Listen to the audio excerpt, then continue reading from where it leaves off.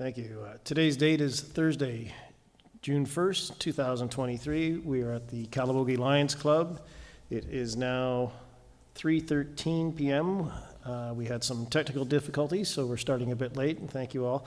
I hope you all can hear me at the back of the room. I know it's pretty packed today. Yeah, I'm getting the nods from the back far corner, so that's good. Thank you. I'd like to call the meeting to order now at 3:13 p.m. This public hearing is held under Section 26 and 34 of the Planning Act, is declared open. The purpose of the hearing is to obtain public comments on the new draft comprehensive bylaw. At this time, I will ask staff to please confirm that the required notice was given in accordance with the required Planning Act. Yes, thank you. And through you, Mayor Weir, yes, the required public notice was given. Thank you. Thank you. And I neglected to mention that we do have quorum. We have Councillor Thompson present, Councillor Popke present, and Councillor Levesque is on Zoom. Sorry that I didn't mention that at the beginning, but we have quorum. All those present at this public hearing today will have the opportunity to comment on the draft comprehensive zoning bylaw, and all comments and information submitted, whether orally or in writing, including identifying information, becomes part of a public record and could be made publicly available at any point, including on the township's website and any other electronic forums or of publication in accordance with the Planning Act requirements. Before speaking today, anyone providing comments is asked to clearly state their name and address for the record, and to provide their contact information on the sign-in sheet, which was at the front door, with the recording secretary following the hearing. At this time, I will ask staff from EcoView Consultants to provide a presentation on the draft revised zoning bylaw and to summarize the public consultation and comments received to date. If you could go ahead, please. Thank you.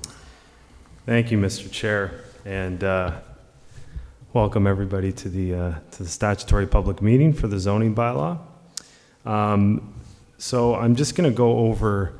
I provided a report to council ahead of this meeting. It's been posted on the agenda. I'm just going to briefly go through that report, and then I think there obviously might be some questions that I'll be happy to answer. So what I'm recommending today and what we are recommending to council at this public meeting is not to approve or deny anything. It's just simply to take comments. The statutory public meeting is required under the Planning Act for this process. As I'll get into, we have had, and I can see faces in the crowd, the very large crowd, that were at the open houses that we've had last month or April now. So this is just simply part of the process. This is not where it ends. So I just wanted to get that out there first. So in terms of this process and what it is, it's an update to the township's zoning bylaw. So the township does have a zoning bylaw in place right now. It was approved in 2003, so it's 20 years old. And so the Planning Act requires municipalities to update their zoning bylaws within 2 years of the official plan of that municipality having been updated. So in this case, the County of Renfrew's official plan acts as the lower tier official plan for the Township of Greater Madawaska. So that was updated in 2020, and or 2021, I believe. So we're at the point now where this document, the zoning bylaw, is required to be updated to reflect the changes that were made in that overarching official plan. So we have undertaken this process with the Township of Whitewater region. And so it's part of a three-pronged growth readiness project that's taken place over the past couple of years. So part of that is the zoning bylaw update. The other two parts are growth readiness report or strategy that was completed in early 2022.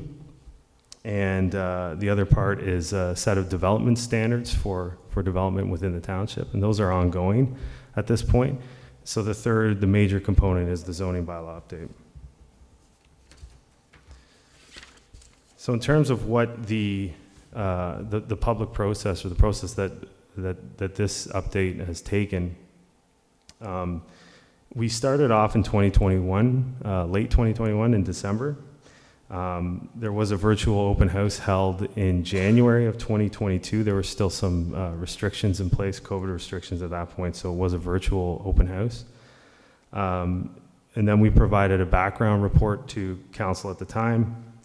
That was in April of 2022, and that background report sort of outlined the core issues that were brought up at both the open house, core issues that were brought up with staff and with council.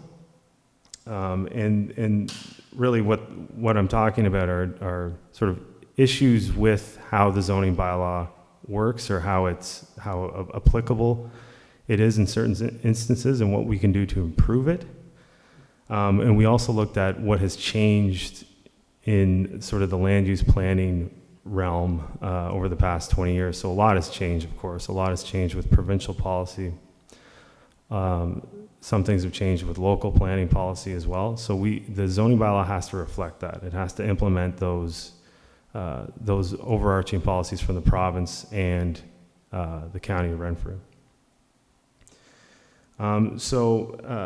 After that point, there was a little bit of a sort of a delay in terms of the process.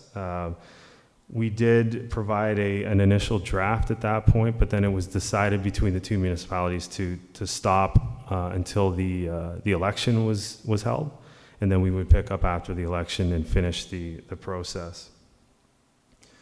So then, fast forward to 2023, we introduce a draft zoning bylaw to the public. It's posted on the township's website.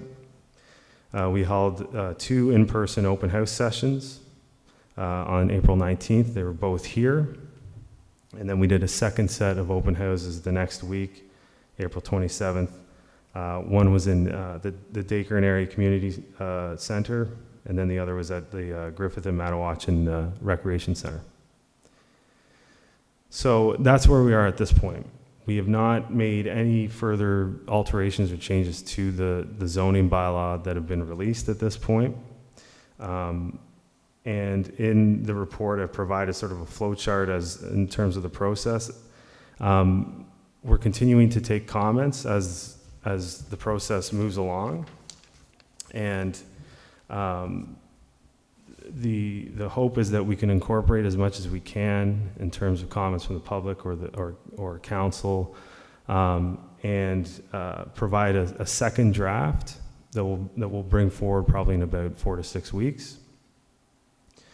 So in terms of what has been changed from the existing zoning bylaw to now, I had mentioned I've been mentioning to some folks in the open houses and things like that not a lot of fundamental things have changed. A lot of it is just fine-tuning, ensuring that provisions and definitions make sense, that they can be used in real-world situations. What we run into often with zoning bylaws is that because they're sort of written like a legal document. Well, they are a legal document, technically. So they have that legalese kind of feel to them. And that's simply to ensure that there's no loopholes, ensure that there's there's a direct understanding of what you can or can't do. So sometimes we'll run into issues where it's not clear or it contradicts itself, and that's what we're trying to find, and that's what we're trying to fix. So I'd mentioned here definitions. So zoning bylaws typically they have 4 main sections. They've got a definition section, general provisions section, an implementation section, and then they also have mapping associated with it. So townships divide into a number of zones. Those zones have specific lot regulations or performance standards for your buildings and structures within those zones. So the definitions are a very important section, well, they're all important, but definitions set out what, what certain terms are. So, for instance, something like development, development is defined, right? So it's not just what anybody thinks it is, it's defined as a specific action or a specific use and what have you.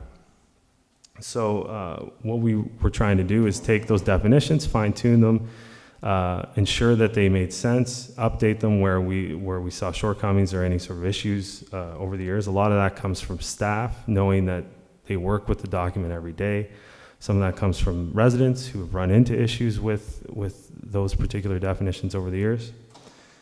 So then another section I had mentioned is the zone, the actual zone performance standards or lot regulations associated with the zones that you see, like rural or rural residential, that sort of thing.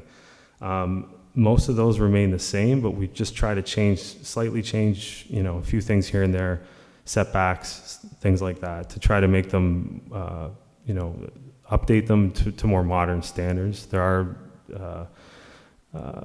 different ways to develop sites now than there were 20 years ago. There might be some performance standards that are outdated that aren't really necessary in today's context. Another big part is the general provisions.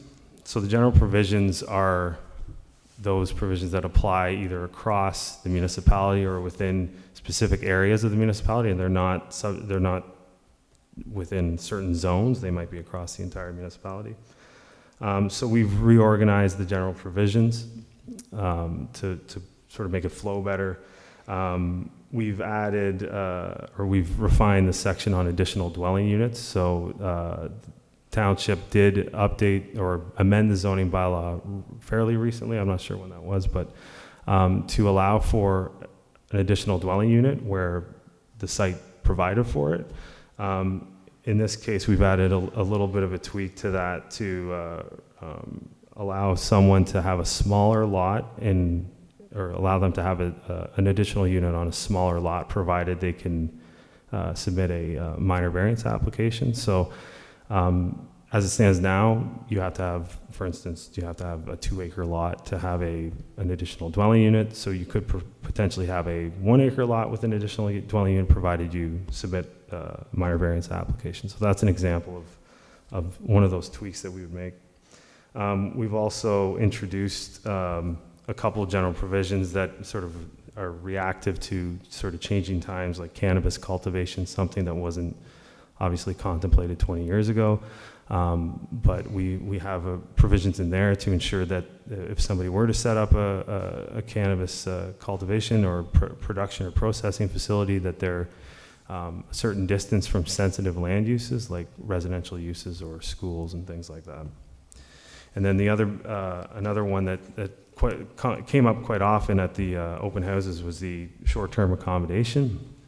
So I know that the municipality is working through sort of they're taking steps to manage short-term rental accommodation units in the municipality. What we've done with the zoning bylaw is simply set it up more or less to allow the municipality to do that. The way that the short-term rentals work in sort of a zoning context is that if they're not identified, they're potentially interpreted as just being a residential use. So they are identified in the new zoning bylaw. They're identified as a specific land use that can be controlled through zoning or through potentially a licensing bylaw under the Municipal Act. So it's important that that's in there because it isolates it as a separate land use from residential or even commercial for that matter.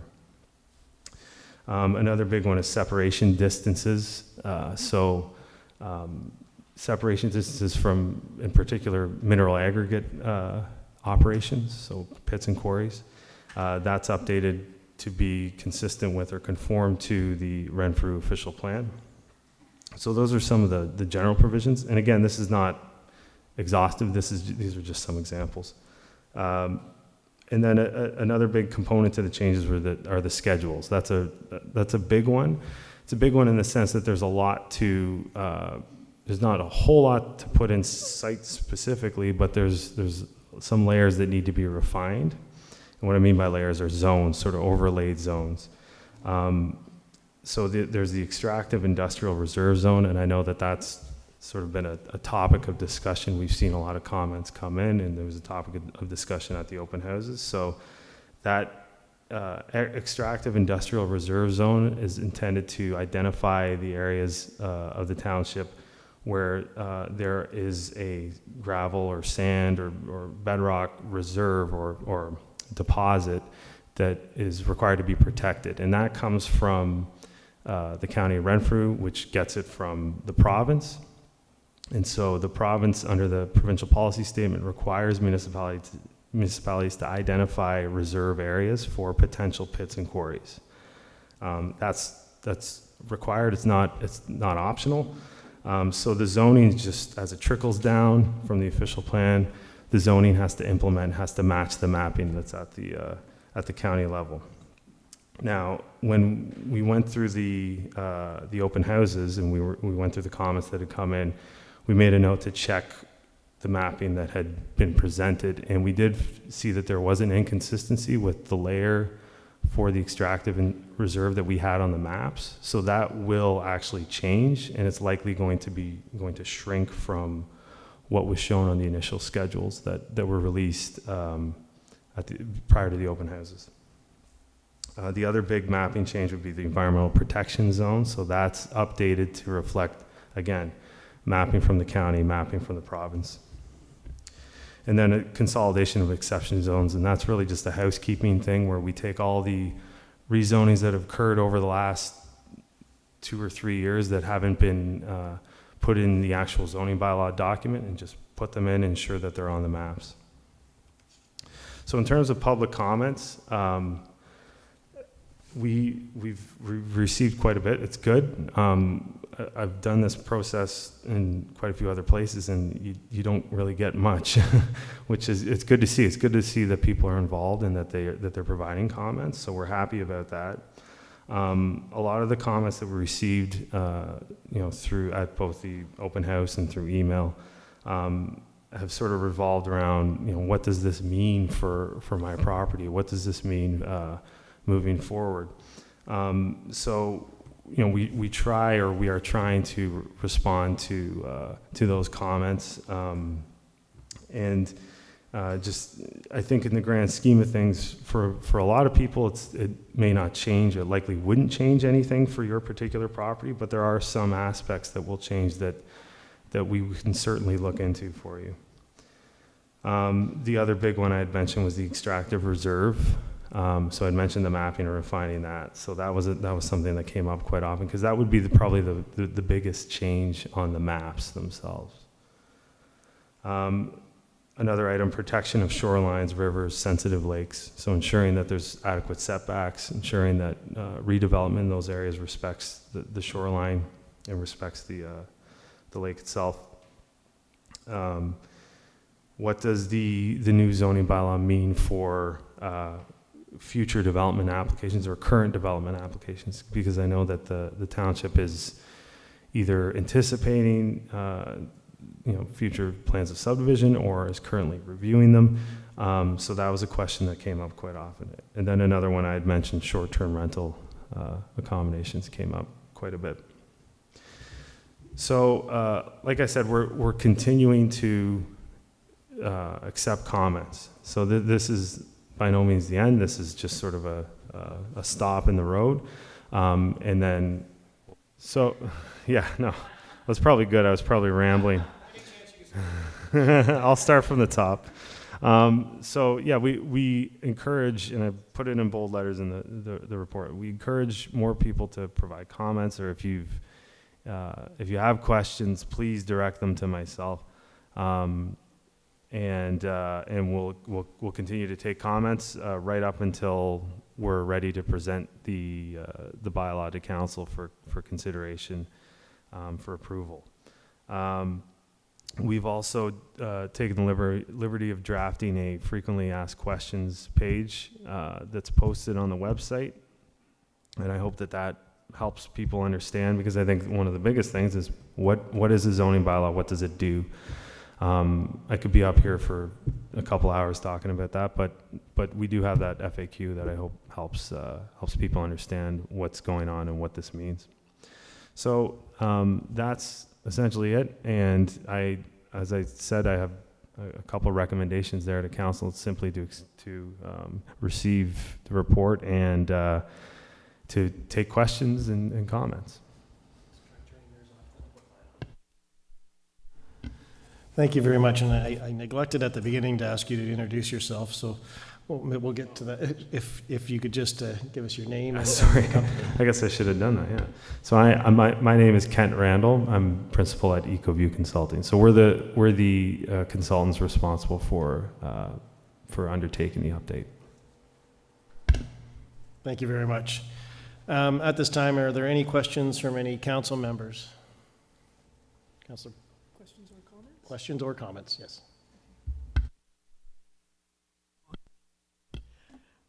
One thing I wasn't aware of until I spoke with Kent today was, I think we all, I don't know if we all do, but I've noticed in the Griffith-Madawaska area, inconsistencies with the zoning maps and what's actually happening.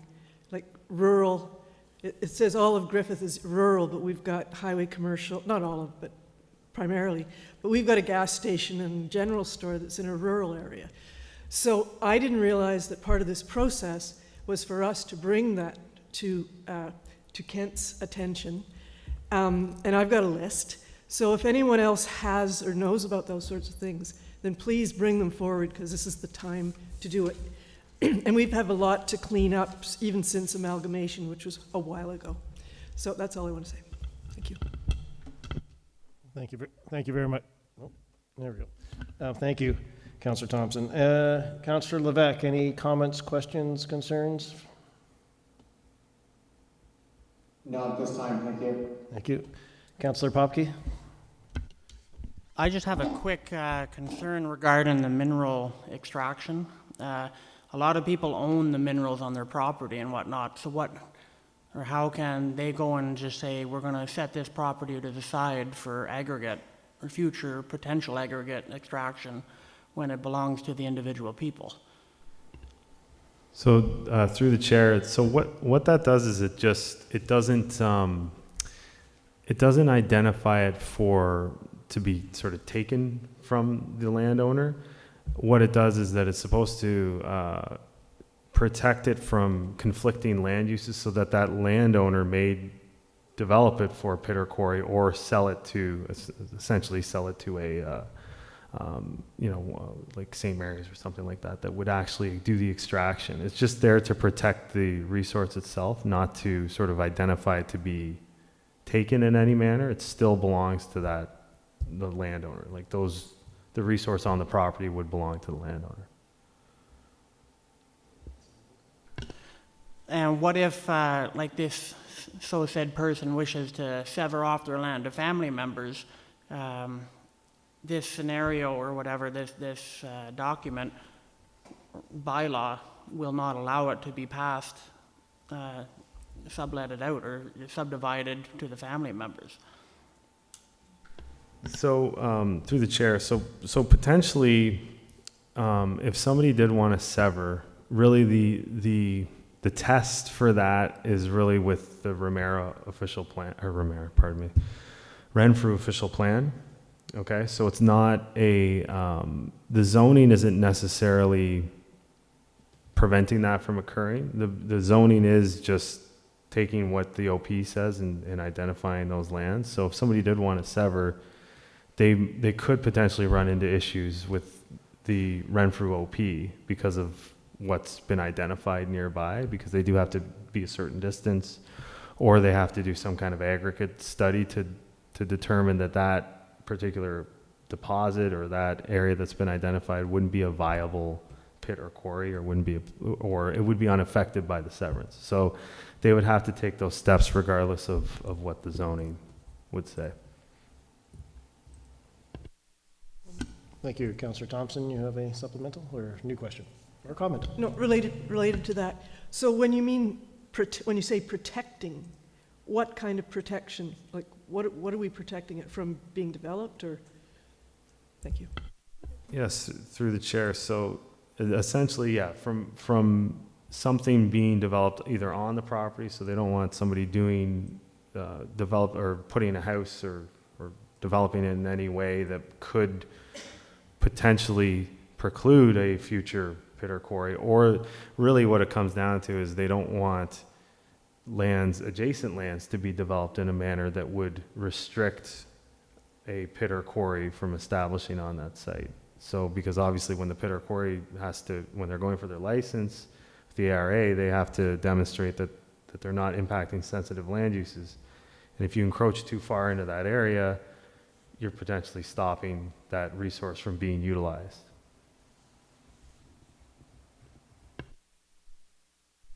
Thank you. Do we have any more questions, concerns, or comments from council?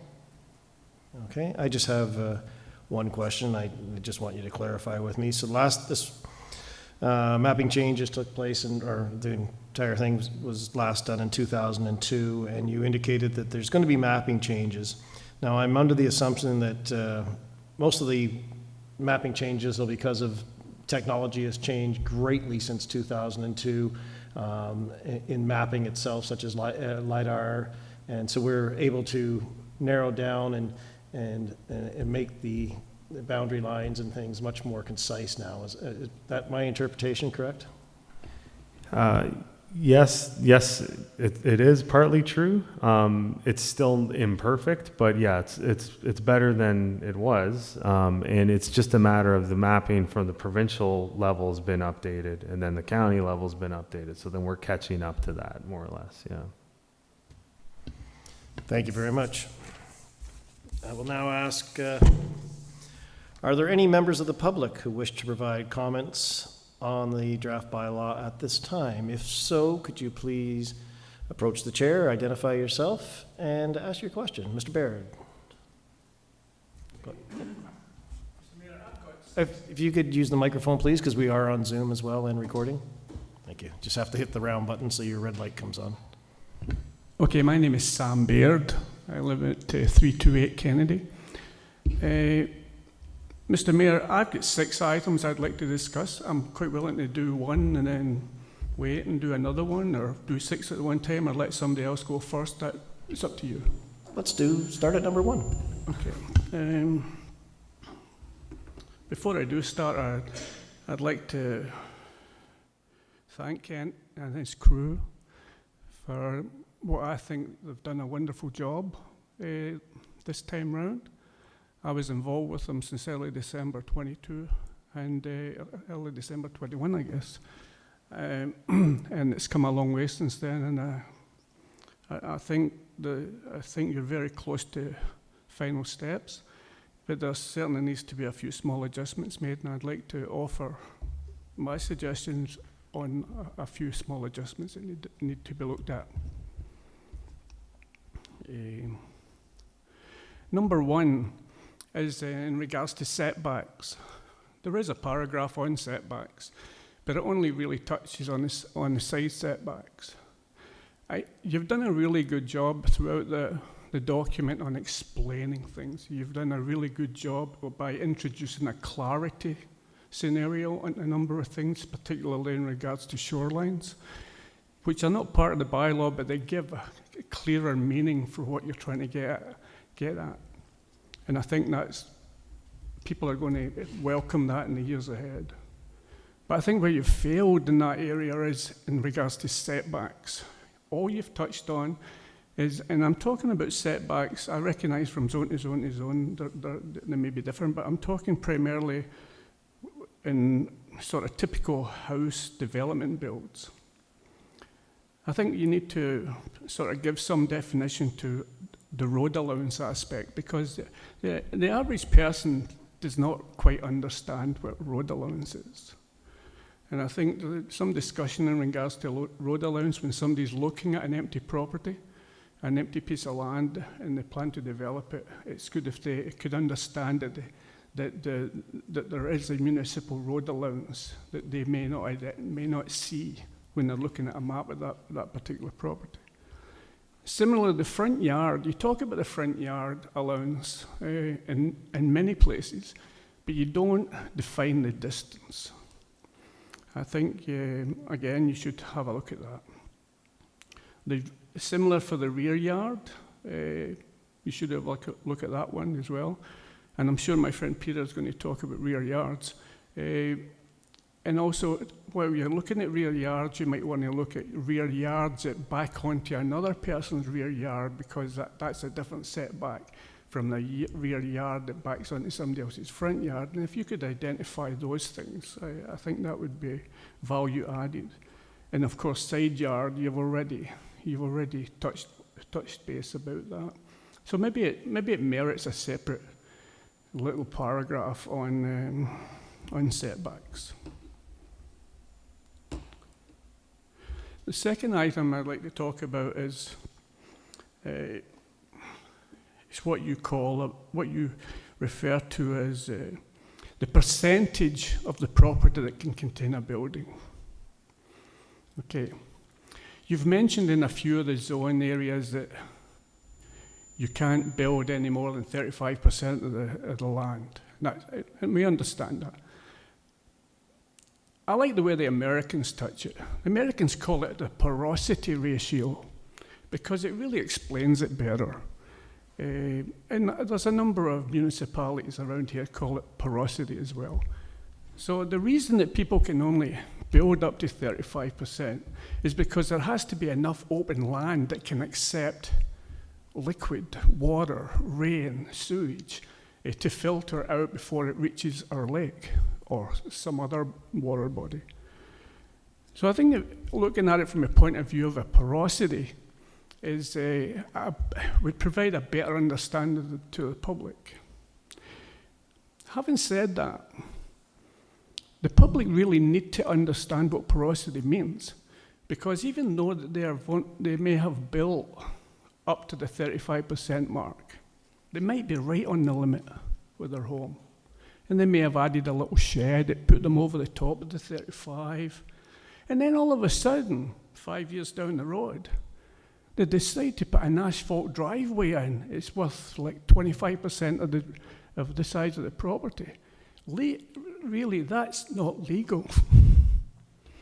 Because they're removing that land that they're asphalting from the porosity ratio that you have been trying to establish when you issued the original building permit. Similarly, in a swimming pool is 40 by 25 or whatever. Well, they have suddenly removed that. That is now added to that 35%. The asphalt is added to that 35%, and so on. So I think that's an area that's worthwhile mentioning, touching base with, to let people better understand that.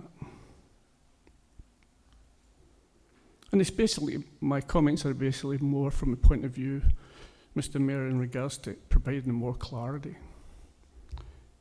As I said, you've done that in the shoreline matter, and I think that is a very good approach.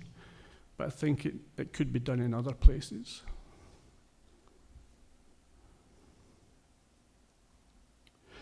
I'm a little bit disappointed.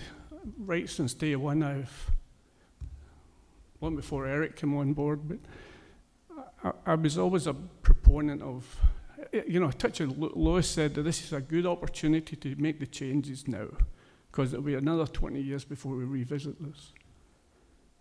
And I thought that this would be an excellent opportunity, and I've said it since day one, that we should have taken the opportunity of creating a shoreline zone. Sure, you've created several zones. You've expanded and explained the mineral aspects. You've went on and talked about and given more clarity to some of the other zones. But I think a shoreline, and the reason I was always a proponent of a shoreline zone was that we could then separate it from a zoning perspective, and we could apply things in the shoreline zone that we didn't need to apply in other zones. So I think that's a real missed opportunity. And Kent, you and I have discussed this at length. I just want to basically put it on record, Mr. Mayor. The next item, is in regards to short-term rentals or short-term accommodations. As Kent is well aware, and I'm sure Eric is well aware, I done a paper on short-term accommodations a couple of years ago. And I think you've done a really good job to get things going, to start to mention that there's an intention to do, there might be an intention. I like the way you've worded it. They should be mindful that there may be a licensing program later. That's a good start. But I think what you've missed is the whole municipal accommodation tax aspect. I think if you're going to mention that there might be a licensing program coming down the tubes, is it the person who suddenly decides they want to build a short-term accommodation or buy one and put one in place, now they know the township is on it. They're going to sit there, they're identifying it as a use. So that means that it's not just something that somebody can sneak in there. And that's a good move. But I think we might want to also mention in that section that the council may also follow other municipalities. And Kent, you know as well as I do the number of municipalities have introduced municipal accommodation taxes. Certainly this council probably won't do that, and the next council maybe won't do that either. But it's something that is going to happen one way or the other down the road. So it might be worthwhile mentioning that you're looking at it.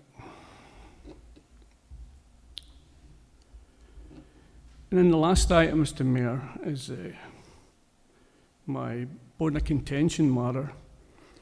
And you talk about the established line, which is identified in section 3.34, subsection F and subsection 4. I don't need to look at my notes in regards to established line. I've been through this movie many, many times. The established line, Mr. Mayor, if you don't mind, I'd like to give my explanation of what established line is, because I'm not sure that people really understand it. What the established line basically means is if you've got two homes in an empty piece of property in the middle of those two homes, and somebody wants to build in that empty piece of property, they can claim an established line by the line between the one house and the other house. So instead of having a 50-meter or a 100-foot setback from the shoreline, if those two homes are sitting at 25, 30 meters, they can claim that as their established line. And that's been going on for many, many years. Now, it was created back at a time when we didn't have a lot of scientific information on shoreline runoff, septic runoff, etc., and many other things.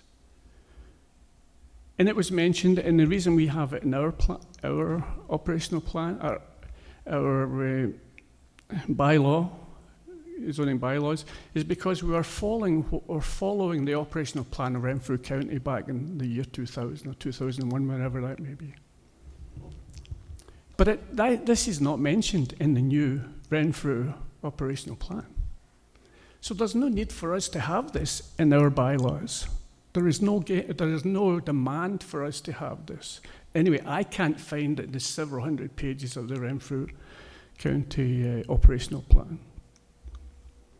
It's an archaic approach to planning. So think about this. My house was built in 1955. And my neighbour, who's developed his more recently, but the original house that my neighbour had was also built in the late 40s, early 50s. So back in those days, there was very little knowledge. I shouldn't say very little knowledge. There was less knowledge in those days about the impacts of shoreline development. So those two homes are within, let's say, 15 meters of the shoreline. So there's an empty piece of property in the middle of that. And that person there will want to claim established line. But we know a lot more today than we knew in those days about the scientific impact of shoreline erosion. I'm not saying that my house is correct. I never built it. But if somebody was building a new, it means that we're not appreciative of what we've learned scientifically if we allow people to follow this established line format. New builds should, in my opinion, new builds should need to follow the modern day setbacks that are put in place. They're put in place for a good reason. They're put in place because the scientific understanding, the engineering analysis, the chemical nitrate analysis, all those various things. These are things we know about now that we didn't know in the 1950s. So why would we give new builds the opportunity to provide damage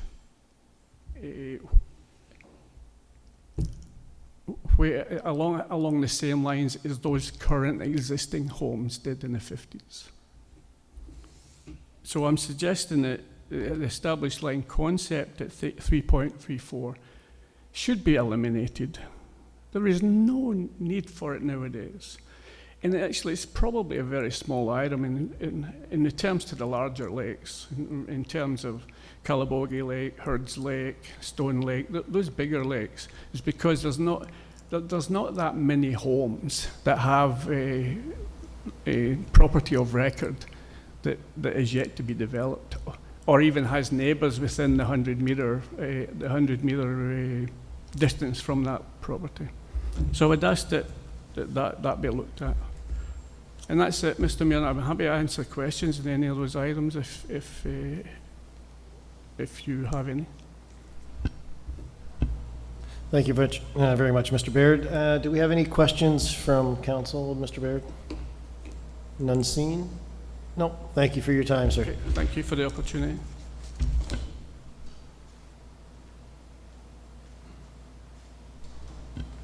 Do we have any other members of the public who wish to speak? Yes, okay. If you come forward and identify yourself. Thank you. Thank you, everybody. My name is Peter Bruno.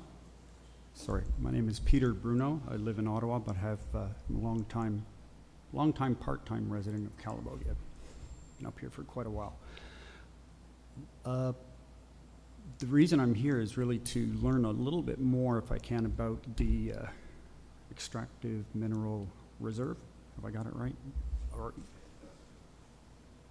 the EMR business. I've got in a nutshell, I currently have a 34-acre property which is adjacent to, or fronts onto Highway 508, basically between the two entrance and exit to Kennedy Road, if you want to think of it that way. Left-hand side as you're driving towards the ski hill. It is currently zoned, I purchased it 20 years ago or so. It's currently zoned RU. That's not a question, it's RU, rural is the zoning. And I believe, I was somewhat shocked to discover when someone alerted me to this a couple months ago, that roughly half of that lot is now going to be zoned EMR, which will prevent anybody from building anything on said property. I think this is, which is what EMR is, what the net result would be. Now, I can assure you there's absolutely I have absolutely zero plans of ever opening a pit there or anything of the sort. So it was quite a shock to see this, and I just don't want to take much more of your time other than just looking at Kent, because we've spoken about this briefly, I think, and will we see a change to some of those properties? Could you comment on that? Because there are a number of smaller properties as well along 508 towards the village that have apparently also appear to be zoned that same way. And I'm sure owners of those properties would be somewhat concerned if they were to learn that. So through the mayor, so it will change, and just to explain what has happened when we did the maps. So those layers. So if anybody knows anything about GIS, there's layers. The layers that were provided to us came from the county, so we're basically just throwing them in there. Now, the county layer for the extractive reserve has a number of sub-layers, and I think a couple of those sub-layers were turned on and should not have been turned on. So there's likely going to be, and I can say with fairly good confidence that the area that you're referring to at your property is likely not going to be there. So it will change. There's still, absolutely, there's an EMR zone that's going to impact people. And as I've pointed out, it's not necessarily to try to pass the buck, but it's essentially we're required to, and that's kind of the way it is. But I will say that EMR zone and how it's shown now is that it will be reduced greatly. Yeah. Thank you very much, Kent. We had spoken about GIS, and I set about to then, I'm familiar with both the GISs that are available to us on the Renfrew site, or on the County of Renfrew site, and it's not the first time I've looked at GISs and figured that's probably what it was. It was a layer that somehow or another, because of the filtering, ends up all of a sudden revealing itself, because it makes no logical, there's no logical reason to have those reserves on sort of sporadic, small, what I'll call small properties. So through the mayor again. So those layers actually do come from some kind of mapping. So there might very well be something there, but for whatever reason, it hasn't been deemed to be worthy enough of protection, I guess.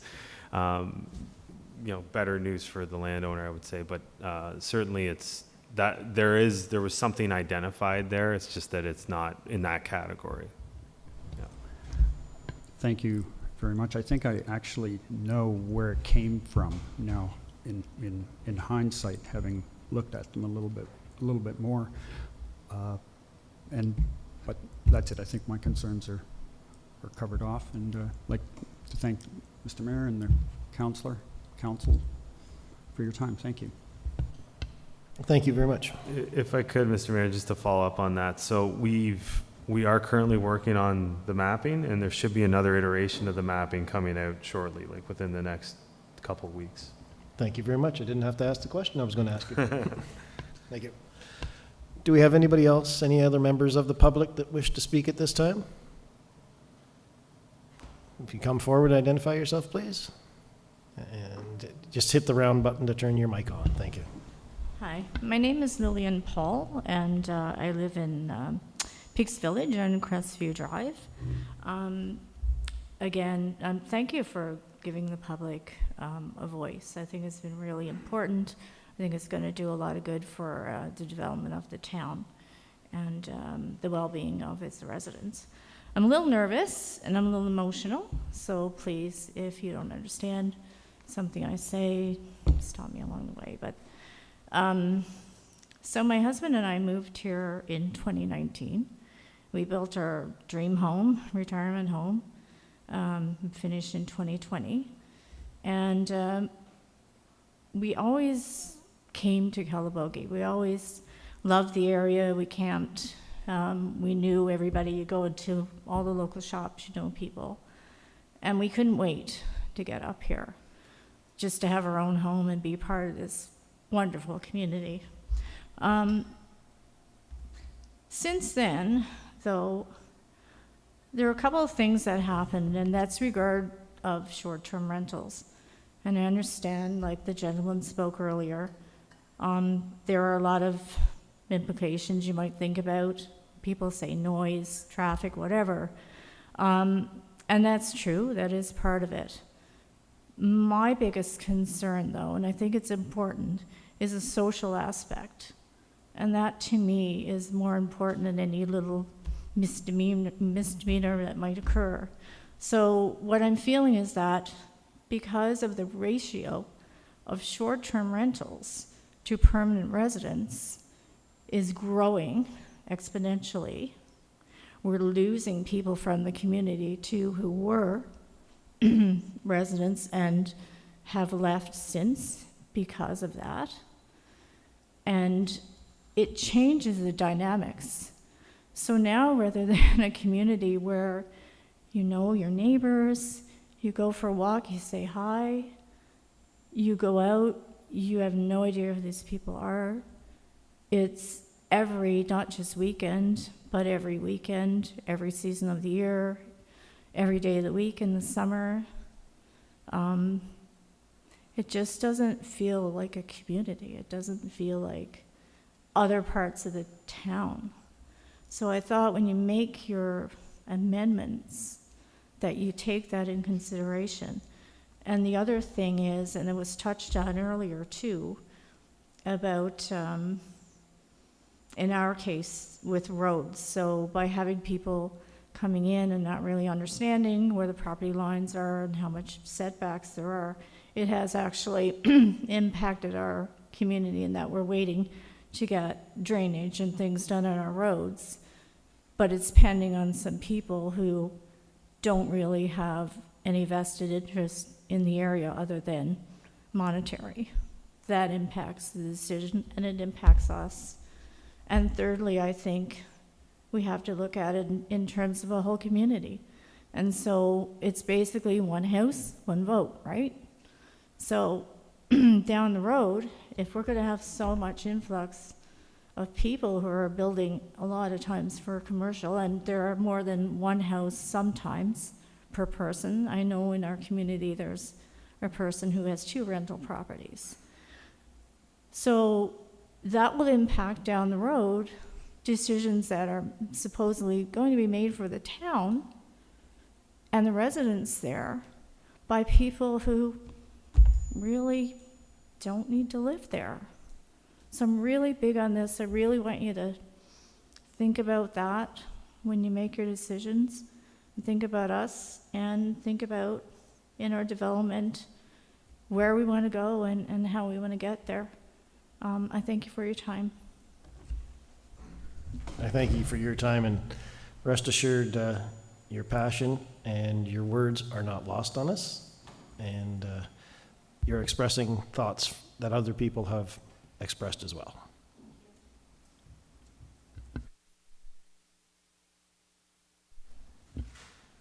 In the vast audience, I'm trying to see if we have anybody else that would like to speak today. No, I don't think seeing none. Back to my notes then. Are there any follow-up questions from member of council before we conclude? Councillor Thompson? I'm wondering, I really see what you're talking about. Instead of living in a community, you're living in a hotel room. And that's not why you moved here. But I'm wondering if there's anything we can do. I know as a council we can do things later, but is there anything we can do as far as zoning about that? Thank you. Yeah, through the chair, there are a few things. So I'm just looking at the provision that we've introduced now. It's fairly bare bones. It can be whatever you need it to be in certain respects.